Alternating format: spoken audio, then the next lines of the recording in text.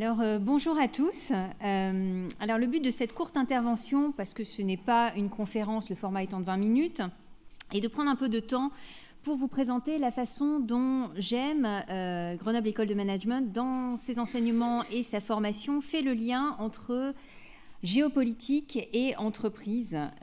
Donc ça fait 8 ans qu'on organise le festival, comme vous savez, la 8e édition. On s'est dit qu'on pouvait prendre un petit peu de temps pour parler de ce sujet. Parce que la géopolitique, elle est trop souvent perçue comme une matière de spécialistes et généralement assez liée aux relations internationales. Alors qu'en fait, elle répond à une méthode très concrète qui s'apprend et surtout qui a sa place en entreprise.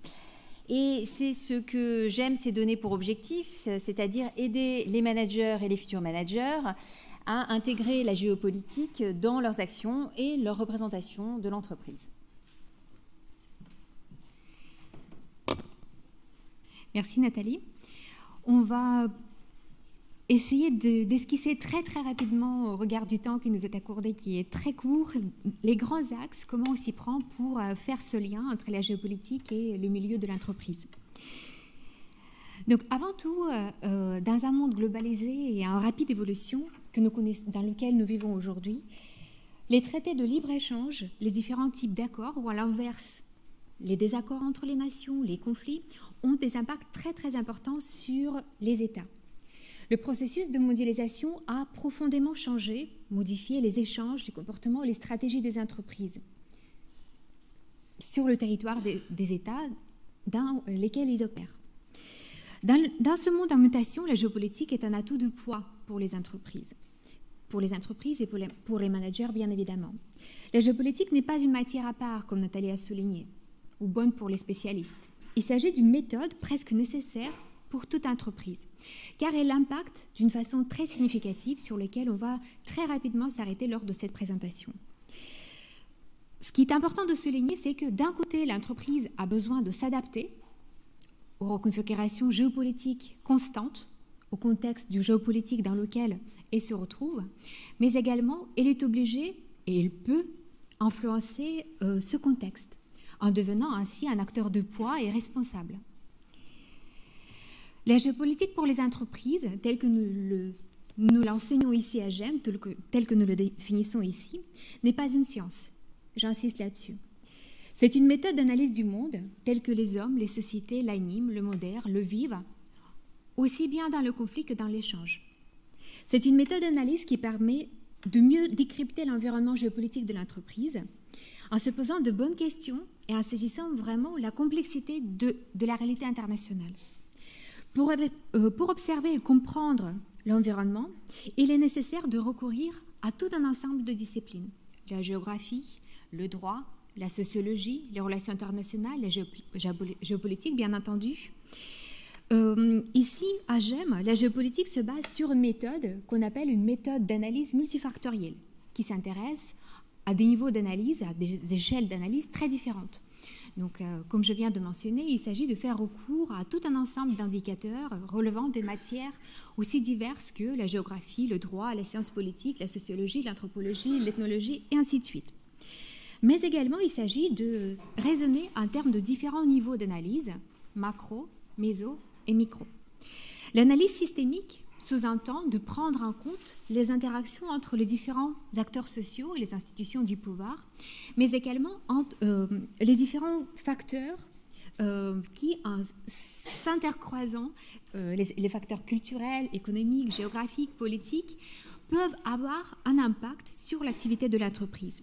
Donc, qui peuvent, dans une certaine configuration, on peut le dire, entrer dans une ligne de compte dans la déstabilisation d'un État, d'une organisation internationale, d'une collectivité territoriale, et ainsi de suite. Donc, il s'agit vraiment de repérer tous les facteurs qu'on appelle des facteurs de cohésion ou de risque. La connaissance de l'environnement, ou en d'autres termes, le diagnostic de cet environnement, et les capacités d'anticipation de son évolution sont des facteurs non négligeables pour la réussite, ou au contraire, pour l'échec de l'entreprise. Le diagnostic de l'environnement permet notamment de limiter les pertes qui peuvent s'avérer vraiment catastrophiques si le contexte est négligé ou mal compris. Le diagnostic sous-entend d'un côté la compréhension ou le recensement de tous les acteurs qui agissent sur le territoire donné, la compréhension de leur construction mentale, qui se construisent au fur et à mesure du temps, à travers la religion, à travers les appartenances ethniques, culturelles, et ainsi de suite. Il s'agit également d'analyser tous les moyens dont ces acteurs ont à leur disposition pour mettre en place leur stratégie. Le diagnostic, en tant qu'étape préalable à l'anticipation, inclut notamment le recensement de ces fameux facteurs de conflit et de cohésion sur lesquels j'insiste depuis tout à l'heure. La géopolitique est également un outil d'anticipation pour l'entreprise. Sans une vision d'avenir, aucune décision n'est possible. Donc pour chaque chef d'entreprise, il convient donc d'être en mesure d'identifier les risques ou les crises, de les apprécier, de réfléchir à leur intensité, de bien comprendre tous les tenants et aboutissements de conflits ou d'interactions dans un sens large, afin ensuite d'adapter la stratégie de l'entreprise en fonction des éléments recensés. La géopolitique est également très importante. Anticiper, ça veut dire se prémunir des impacts négatifs que le contexte géopolitique peut exercer sur l'activité de l'entreprise. C'est la raison pour laquelle la notion de risque pays global ou globalisé prend toute sa place dans l'enseignement OGM. En termes d'exemple, je vais rapidement m'arrêter sur l'évolution des relations entre l'Union européenne et la Russie dans le contexte de la crise ukrainienne, qui est un très bon exemple pour bien comprendre comment le contexte impacte l'activité des entreprises, et notamment des entreprises européennes. L'impact direct, dans ce cas particulier, concerne d'abord les banques, les compagnies d'assurance, tout un ensemble d'entreprises du domaine de l'armement, du domaine des technologies, pour le secteur pétrolier, car ces domaines sont directement liés par les sanctions occidentales. Cependant, cet impact direct ne constitue qu'une partie visible de l'iceberg. Par l'effet ricochet, les contre-sanctions du Kremlin ont notamment eu un impact sur tout un ensemble d'entreprises. Donc, il s'agit notamment de l'imposition d'interdictions d'importation à tout un ensemble de produits en provenance de l'Union européenne. Il s'agit notamment du lait, des fromages, de la viande et ainsi de suite. Et donc, tout un ensemble d'entreprises du secteur agroalimentaire est touché. Selon la Commission européenne, les représailles de Moscou ont entraîné une chute de 43% les exportations européennes, agroalimentaires européennes. C'est donc 4,7 milliards qu'a fait perdre l'embargo russe prolongé jusqu'en août 2016. Les pays comme l'Italie, l'Espagne ou les Pays-Bas ont été particulièrement touchés par ces mesures, avec une perte possible de plus de 260 000 emplois. L'impact sur les entreprises européennes que je viens de mentionner, ces deux dimensions, ne sont pas exclusives. Il y en a bien d'autres. Les entreprises dans d'autres secteurs sont également touchées et payent un prix très très fort. Donc, prenons par exemple le cas de l'entreprise allemande de pneumatiques Continental, qui enregistre des pertes depuis l'imposition des sanctions qui sont très très importantes et qui s'expliquent notamment par les problèmes de livraison des pièces de haute technologie en provenance de l'Europe de l'Est à destination de la Russie, qui sont soumises à des contrôles extrêmement fortes, extrêmement précises, strictes. Et donc, les procédures européennes devenant plus longues, et cela entraîne des retards de livraison des pièces dont l'entreprise a besoin pour son bon fonctionnement. Rajoutons enfin à tous ces impacts qui paraissent presque évidents des impacts qu'on pourrait appeler comme impacts étendus. Donc là, il s'agit de tout ce que ces sanctions entraînent en termes de modifications liées à la baisse du pouvoir d'achat des Russes, à la politique monétaire des banques, de la Banque centrale russe notamment, à l'intensification de la corruption, à l'augmentation du sentiment d'insécurité au sein de la société russe, et ainsi de suite. Donc ces impacts sont beaucoup plus larges par rapport aux impacts directs sur lesquels je me suis arrêtée. Donc dans ce contexte, dans le contexte actuel, les entreprises n'ont pas d'autre solution que de s'adapter. Et les stratégies peuvent être vraiment diverses et variées pour s'adapter à cette nouvelle configuration géopolitique. Quoi qu'il en soit, quelle que soit la stratégie adoptée, il faut que la dimension géopolitique soit intégrée là-dedans, intégrée dans le raisonnement des entreprises. D'abord, dans l'évaluation de l'état des lieux liés à l'imposition des sanctions européennes et des contre-sanctions russes, et ensuite pour estimer toutes les implications possibles sur l'entreprise et l'environnement au sein duquel elle fonctionne. Donc, et là, il faut vraiment prendre en compte tout un ensemble de critères d'une multitude de domaines, d'une multitude de disciplines, la sociologie, l'économie, les relations internationales, la géopolitique, la démographie, l'anthropologie, et ainsi de suite. Ce qu'on va essayer de faire à travers cette courte présentation, c'est d'insister vraiment sur le fait que la géopolitique, dans sa dimension de diagnostic et d'anticipation, constitue véritablement une nécessité pour l'entreprise et ne constitue pas une matière à part, mais vraiment une méthode de réflexion, presque un état d'esprit nécessaire pour chaque entreprise aujourd'hui. Merci Katia. Oui, donc effectivement une nécessité parce que et c'est un mode de pensée, c'est-à-dire que d'un point de vue professionnel, c'est vraiment important d'insister sur le fait que la géopolitique, elle n'est pas réservée à ceux qui veulent uniquement rentrer dans la diplomatie et qu'elle peut être au cœur de la réflexion d'une multitude de métiers différents.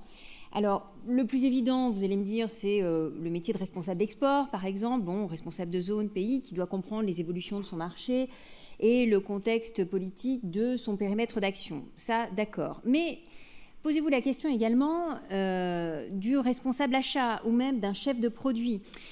Ces professions sont d'autant plus impactées par la géopolitique que si l'entreprise est obligée de s'approvisionner à l'étranger, ce qui est très souvent le cas.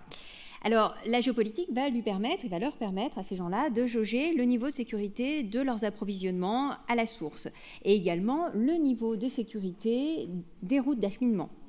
Donc, les sous-traitants ou les matières premières sont-elles dans des pays à risque? Alors, un exemple très simple, un chef de produit d'un fabricant de téléphone portable, à mon sens, il doit quand même s'interroger et se poser des questions sur le domaine des terres rares qui composent ces petits outils que nous utilisons quotidiennement. Pour un sujet qui nous touche, s'intéresser à ce qui se passe actuellement en République démocratique du Congo, qui est un énorme producteur de ces fameuses terres rares que nous retrouvons dans nos ordinateurs. Voilà. Donc la géopolitique est au cœur de nos outils du quotidien également. Et puis, vous avez un autre poste qui est celui du responsable RH, qui doit faire face à deux types de problèmes. Première chose, les problèmes interculturels, ça, c'est pas tellement du problème de la géopolitique, mais les problèmes contextuels, c'est-à-dire s'occuper de la situation politique des États où on envoie, par exemple, des expatriés. Et puis, vous avez un dernier métier qui est, par exemple, le métier, somme toute assez récent, une vingtaine d'années, qui est celui de risk manager, qui a pour mission d'évaluer et de limiter au maximum les risques encourus dans des opérations financières pour lesquelles l'entreprise s'est engagée. Alors la géopolitique, dans ces conditions, va être utile à cette personne pour interpréter les événements en fonction des informations, en fonction des informations qu'il a et surtout en les croisant. Donc, on parle de méthode, c'est l'idée. Donc c'est un travail qui va se définir sur le court terme, certes, mais aussi sur le long terme. Alors, par exemple, il vaut mieux prendre en compte l'état de la démographie avant d'investir en Chine et dans certains pays d'Europe, parce qu'investir à long terme sur une population jeune, serait une erreur, puisque dans quelques années seulement, le marché s'adressera à une population qui sera vieillissante. CQFD. Mais également, on voudrait insister dans cet exposé sur un autre revers de la médaille qui est moins connu dans la perception de la géopolitique par les entreprises.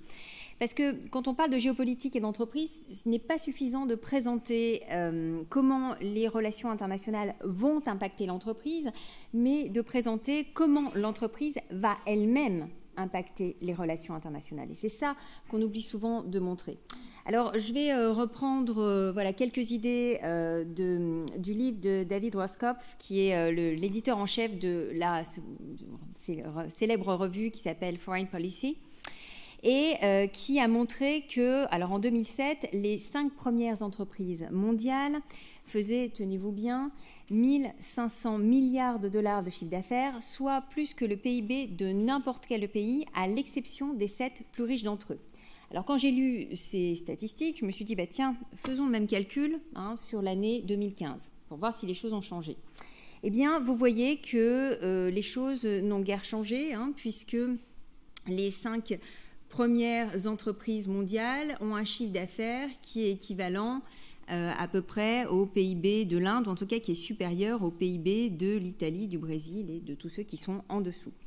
Le chiffre d'affaires uniquement de Walmart est équivalent au PIB du Nigeria. Nigeria qui est actuellement la 25e puissance mondiale. Bon, tout dépend comment on calcule. Voilà, mais ça sont les chiffres du FMI. Donc, et qui est supérieur à celui de la Belgique et de la Norvège. Donc, bien sûr, on pourra toujours discuter, hein, et là, la présentation est rapide, mais sur le fait et la pertinence de comparer un chiffre d'affaires avec un PIB. Mais tout cela est pour parler de la somme d'argent de ces sommes d'argent qui sont très conséquentes.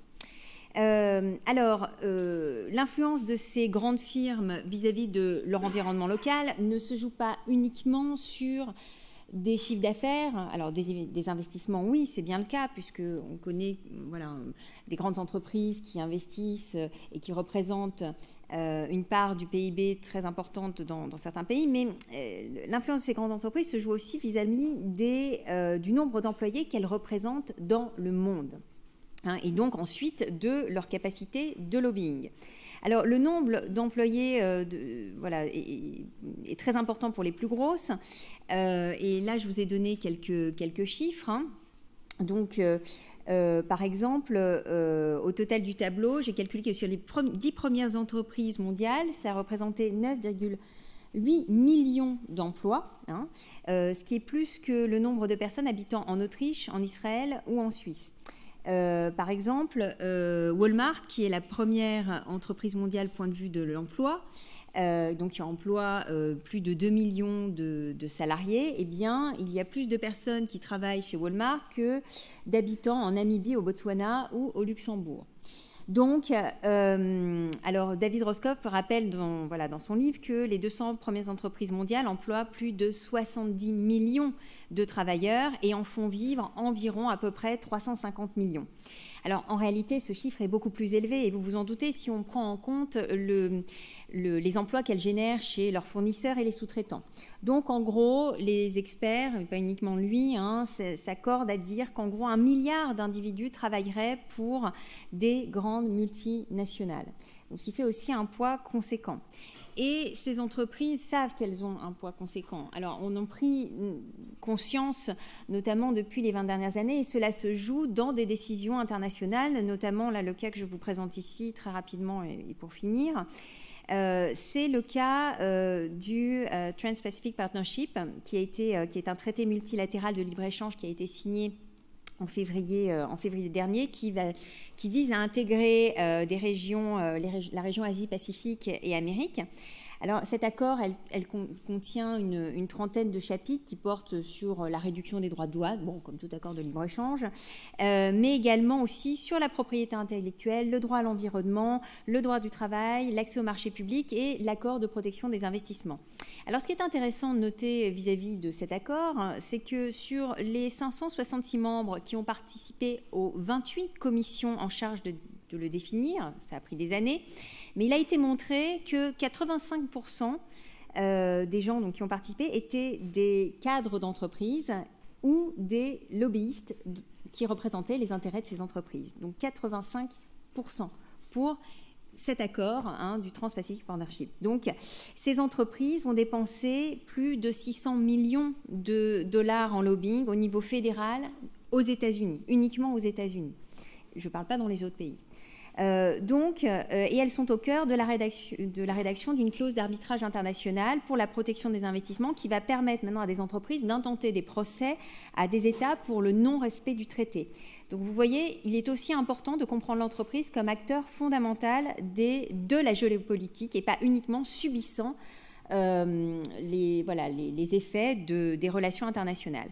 Donc la question, et je conclurai ici, n'est pas faut-il faire de la géopolitique en entreprise ou est-ce qu'il ne faut pas en faire, mais est-ce que mon entreprise peut se permettre de ne pas en faire, hein? Donc tout le monde, à mon sens, peut faire de la géopolitique et à notre sens, et c'est ce qu'on essaie d'enseigner ici, mais aussi doit faire de la géopolitique. Donc ça doit être aussi pensé dans les deux sens que vous voyez ici, hein, de l'impact des relations internationales sur l'entreprise, mais aussi de l'impact des entreprises sur les relations internationales. Voilà, merci beaucoup.